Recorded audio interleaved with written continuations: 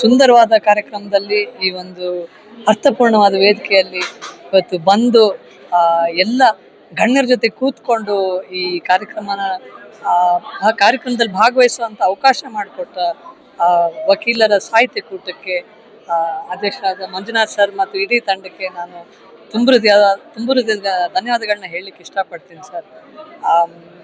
ಇಲ್ಲಿ ಇರೋವಂಥ ಎಲ್ರಿಗೂ ಸಾಹಿತ್ಯ, ಸಂಗೀತ, ಇದ್ರ ಮೇಲಿರೋ ಉತ್ಸಾಹ, ಪ್ರೀತಿ ನೋಡಿ ತುಂಬ ಸಂತೋಷ ಆಯಿತು. ಎಲ್ಲರ ಹಾಡುಗಳನ್ನ ಕೇಳಿ ನಾನು ತುಂಬ ಖುಷಿ ಪಟ್ಟಿದ್ದೀನಿ. ಮತ್ತು ಇಷ್ಟು ವರ್ಷ ಆದ್ರೂ ನಮ್ಮ ಕುಟುಂಬದ ಮೇಲೆ ಎಲ್ಲರೂ ಇಟ್ಟಿರೋ ಪ್ರೀತಿ ನೋಡಿ ಭಾಳ ಸಂತೋಷ ಆಗುತ್ತೆ ಸರ್. ಇದು ಈ ಭಾಗ್ಯ ಕೊಟ್ಟಿದ್ದಕ್ಕೆ ಆ ದೇವರಿಗೆ, ನನ್ನ ತಾತ ಅಜ್ಜಿ ಅವರಿಗೆ, ನನ್ನ ತಂದೆ ತಾಯಿಗಳಿಗೆ ನಾನು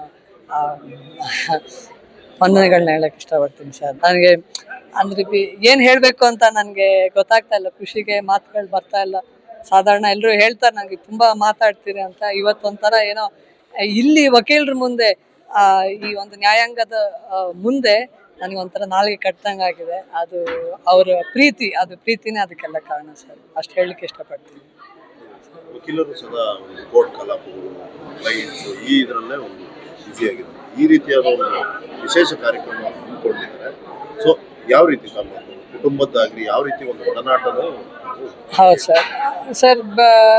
ಏನಂದ್ರೆ ನೋಡಿ, ಸಂಗೀತ ಅನ್ನೋದು ಒಂಥರ ಯೂನಿವರ್ಸಲ್. ಅದು ಯಾರೇ ಆಗಲಿ, ಎಂಥ ಕೆಲಸ ಮಾಡೋರೇ ಆಗಲಿ, ಆ ದಿನದ ಕೊನೆಯಲ್ಲಿ ಒಂದಷ್ಟು ಸಂಗೀತ ಕೇಳಿದ್ರೆ ಮನಸ್ಸಿಗೆ ಖುಷಿ ಆಗುತ್ತೆ.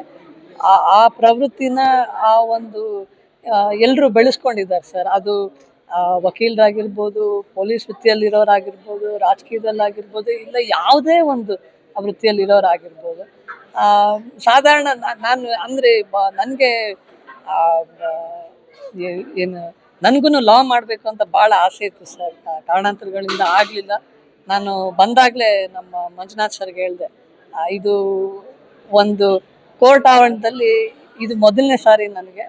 ಅದು ಈ ಒಂದು ಸಾಹಿತ್ಯದ, ಸಂಗೀತದ ಕಾರ್ಯಕ್ರಮದ ಮೂಲಕ ನಾನು ಬಂದಿದ್ದು ನನಗೆ ಭಾಳ ಖುಷಿ ಇದೆ ಸರ್. Thank you.